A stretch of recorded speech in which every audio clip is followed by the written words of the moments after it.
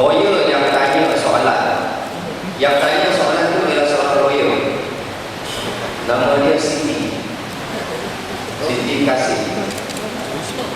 Dia ahli jawatan kuasa Human Rights Committee Bar Council. Dia yang tanya soalan tersebut kepada Nurul Izzah setelah dia dengar ucapan Nurul Izzah. Dan dia cukup jelas. Dia dedahkan tadi, dia bongkarkan tadi, dia cukup jelas soalan dia tanya Nurul Izzah. Hasil daripada ucapan Nurul Izzah ialah apa pendirian Nurul Izzah tentang hak kebebasan memilih agama bagi orang Melayu. Itu yang dimaksudkan. Dan dia tak ada sikit pun keraguan pada soalan. Dan dia faham jawapan Nurul Izzah menyentuh tentang isu itu, hak kebebasan orang Melayu untuk memilih agama selain daripada Islam. Dan dia melahirkan kekecewaan dia apabila dia tengok sehari dua ni Nurul Izzah pusing 180 darjah. Kita boleh baca sendiri. Saya dedahkan dalam blog saya kenyataan penuh ruang tersebut. Jadi kalau pokok yang kita perlu faham sebelum kita bicarakan isu spesifik Nurul Izzah ialah kedudukan Islam itu sendiri dalam perlembagaan. Kita kena faham sebab ramai orang yang terkeliru dengan kedudukan Islam. Apa kedudukan Islam dalam perlembagaan? Dan dalam konteks itu kedudukan orang Melayu. Apa yang jelas, perlembagaan kita ini adalah perlembagaan hybrid, perlembagaan campuran, perlembagaan yang memang berbentuk diskriminatori, memang berdiskriminasi kedudukan Islam dan kedudukan Melayu berbanding dengan agama dan bangsa lain. Dalam bahasa undang-undang kita panggil ini positive discrimination. Meletakkan Islam, meletakkan Melayu di tempat yang lain lebih daripada orang lain. Itu yang ada dalam perlembagaan kita. Sebab itulah perlembagaan kita tidak boleh dikatakan sekular dalam konteks itu. Contohnya artikel 3 perlembagaan persekutuan jelas meletakkan Islam sebagai agama bagi persekutuan. Di sini saya nak tegur sikit. Ada antara kita selalu suka cakap Islam agama rasmi. Betul? Islam bukan agama rasmi. Islam bukan agama rasmi Persekutuan Malaysia. Sebab kalau kita kata Islam agama rasmi, maknanya ada agama tak rasmi. Bila kita kata Perdana Menteri ada kereta rasmi, maknanya dia ada kereta tak rasmi, kereta private. Itu tak betul. Kalau kita kata Islam agama rasmi, maknanya ada agama tak rasmi. Tak. Perlembagaan tak sebut macam tu. Perlembagaan sebut Islam agama persekutuan. Maknanya agama bagi negara ni adalah Islam. Buat Islam, tak ada lain. Itu makna artikel 3. Kedua, bukan saja perlembagaan meletakkan Islam sebagai agama persekutuan,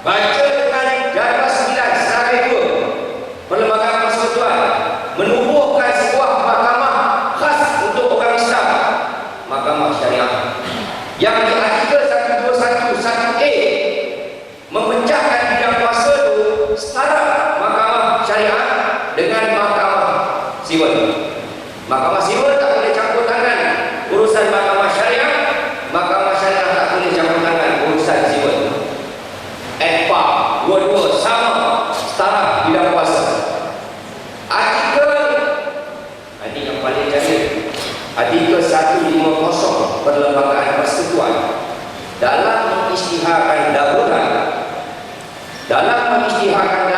ini kuasa mutlak yang di-Pertuan Agong. Siapa tak boleh kacau? Dalam mengisytiharkan darurat yang di-Pertuan Agong boleh memanggil sidang parlimen, meminda, mengubah, membatalkan, menumpuskan, membuat apa juga undang-undang dalam negara ini. Maknanya yang di-Pertuan Agong berkuasa penuh. Dia boleh panggil parlimen bersidang untuk pindah, ubah, buat, hapuskan apa juga undang-undang, jenayah, sipil, apa pun, kecuali artikel 150(6)A, kecuali yang di-Pertuan Agong dan parlimen tidak boleh sama sekali menyentuh undang-undang Islam, hukum syarak dan adat Islam lain.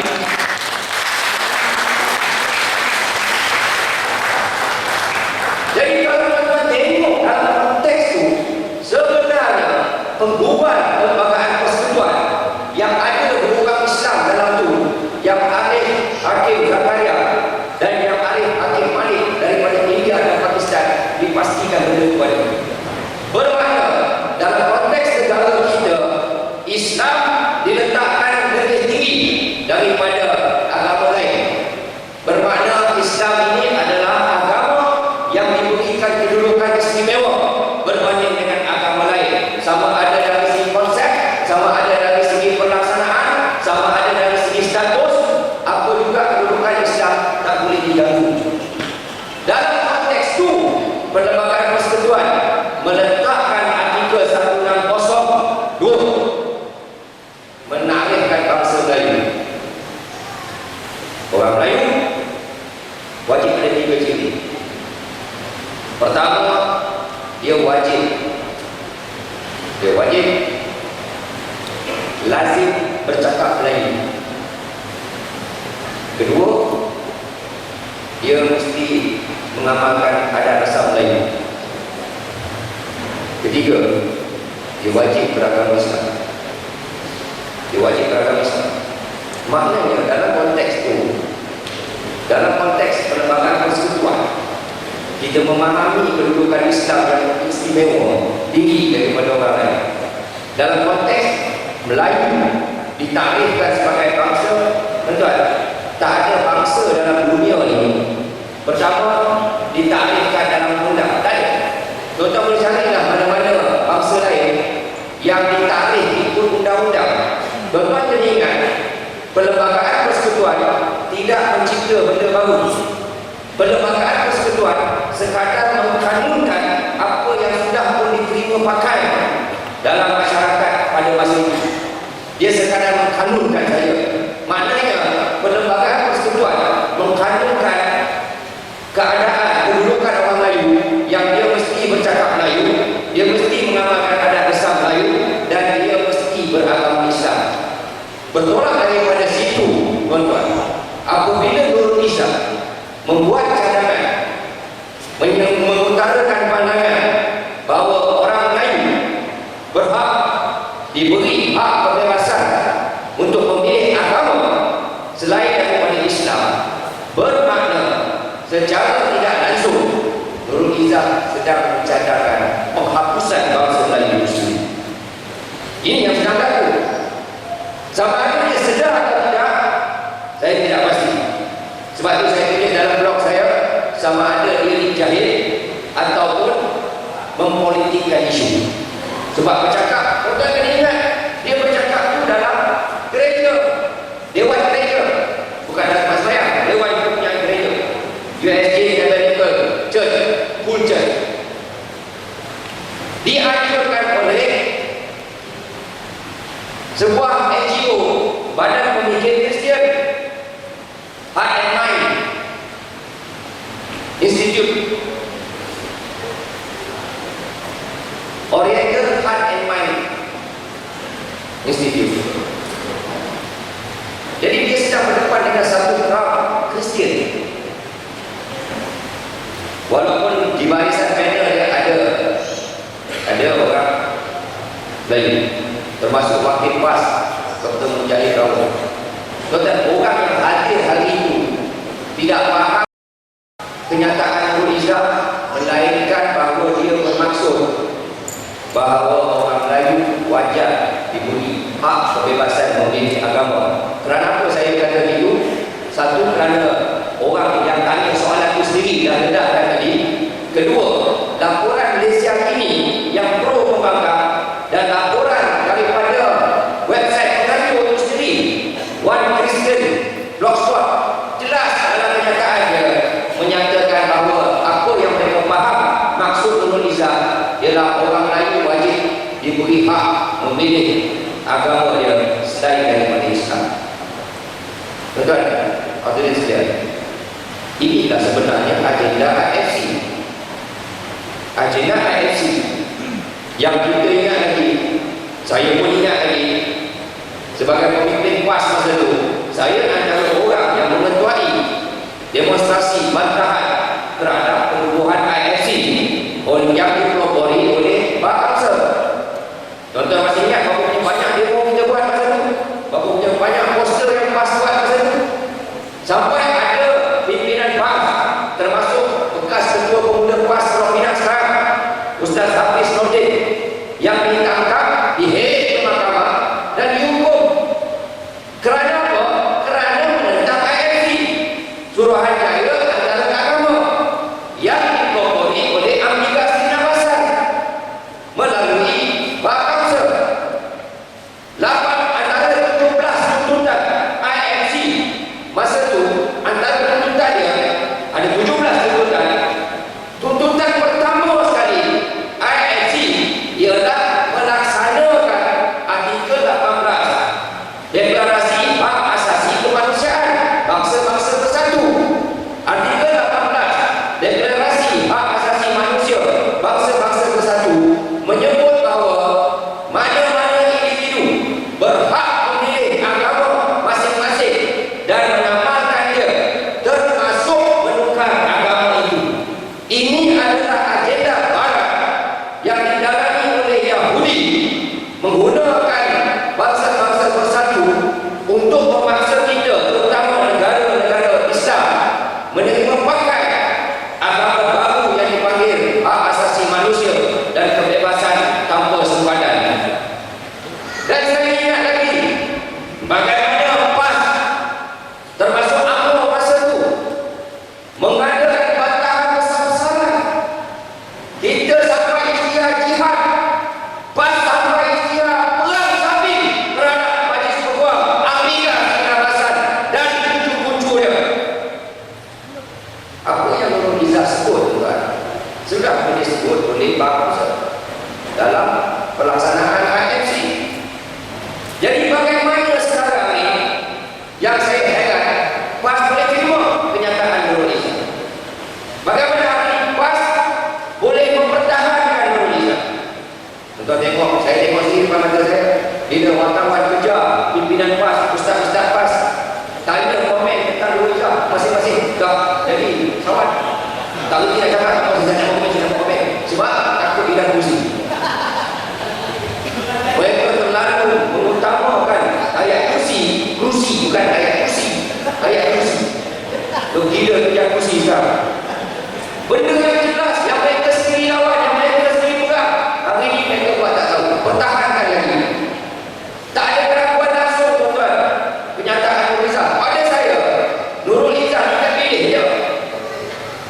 Nurul Izzah ni tak besar mana, tetapi idea yang dia bawa tu, idea yang sama dikemukakan oleh bapa dia, Anwar Ibrahim. Ni depan ni antara tokoh-tokoh yang menentang kes Hazrina Jayani Putat. Kalau tuan-tuan ingat lagi, kes Dina Joy, saya buat tahun 2006. Bila ditanya Anwar Ibrahim apa pendapat dia tentang murtadnya Hazrina Jayani, jawapan Anwar Ibrahim cukup jelas. Kita boleh tengok sendiri, tadi video pun ada. Itu hak Hazrina Jayani untuk memilih agama. Yang lebih kita khawatir, yang menjadi champion isu ini, Ustaz Ismail Mina depan kita ni, ialah isu pluralism. Sebenarnya tuan-tuan, inilah gagasan idea pluralism, inilah gagasan idea liberal yang sudah pun mengambil tempat yang cukup utuh di Indonesia. Tuan-tuan, kita tahu sendiri bagaimana sahabat-sahabat rakan-rakan kita di Indonesia yang kacau berbang. Sekarang mereka sudah mula ke Malaysia dan dibawa dahulu oleh golongan bukan Islam, bangsa dan lain-lain. Hari ini dibawa oleh orang Melayu sendiri. Sebab itu tuan-tuan, sebab itu pada saya, isu yang ada depan kita bukan isu Nurul Izzah. Isu yang ada depan kita ialah isu survival agama Islam, bangsa Melayu dalam negara kita sendiri. Yang hari ini kita bukan berperang dengan orang Kristian, kita bukan berperang dengan orang Hindu, kita bukan berperang dengan orang Buddha, kita bukan berperang dengan orang Sikh, kita sedang berperang dengan orang sebangsa dengan kita sendiri. Ini yang jadi masalah kita. Sebab itu tuan-tuan, sebab itu saya nak duduk di sini ni orang pertama tuan. Sebab itu tuan-tuan, saya nak ambil kesempatan ni nak ucapkan tahniah kepada akhbar utusan Malaysia yang berani, satu-satunya akhbar kita, media kita yang berani mendahkan isu ni. Seorang malai tak berani ni tuan. Sampai tanya kita, boleh ke tak boleh ke? Apa sebab saya kata apa pun boleh tak boleh buat. Utusan Malaysia buat mempelopori tuan-tuan. Sumbangan utusan Malaysia bukan untuk lakukan sahabat dia.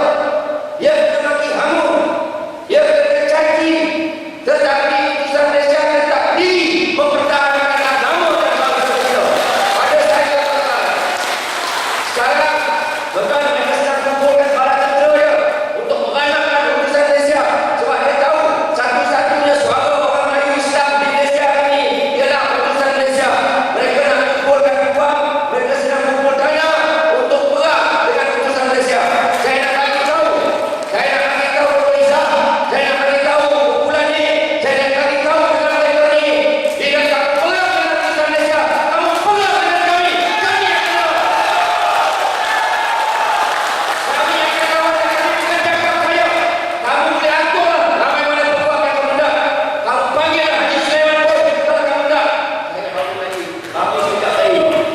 saya baru sejak tadi bincang dengan 2-3 orang lawyer kanan. Saya nak bagi kejutan tuan-tuan. Seorang dua lawyer kanan sudah bersedia untuk mempertahankan utusan Malaysia.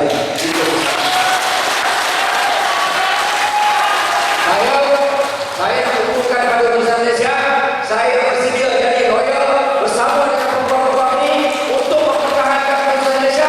Saya akan minta apa bayaran pun yang kecil kita untuk mempertahankan utusan Malaysia.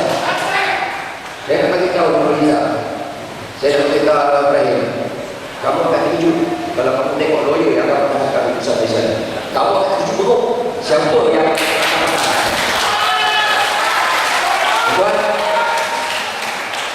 Peguam-peguam kanan ni minta supaya nama memang jangan dipindahkan dulu sebagai strategi. Tapi saya nak bagi tuan-tuan, bila pengumuman lawyer yang akan mempertahankan utusan ini dibuat, anu akan kejut. Nurul Izzah tadi, siapa lawyer yang akan berganti bahu dengan kita mempertahankan utusan Malaysia, bukan mempertahankan utusan Malaysia, tetapi mempertahankan agama, bangsa dan negara kita. Sebab itu tuan-tuan, kita orang Melayu, kita sedang berdepan dengan satu kekhawatiran. Kita jangan buat kesilapan tuan. Di hari 13 ni kita dah ada pilihan. Kita dah ada pilihan. Suka tak suka pilihan hari 13 ni, kita orang Melayu akan berdepan dengan dua parti yang mendakwa mewakili orang Melayu, PAS dan UMNO. Itu realiti dia tuan-tuan. Suka tak suka, itulah realiti dia. UMNO dan PAS akan mendakwa mewakili orang Melayu. Kami, saya nak bagi tahu pada tuan-tuan, kami di Perkasa telah buat keputusan cukup jelas. Bagi pilihan ayat ke-13, kita akan mempertahankan dan kita akan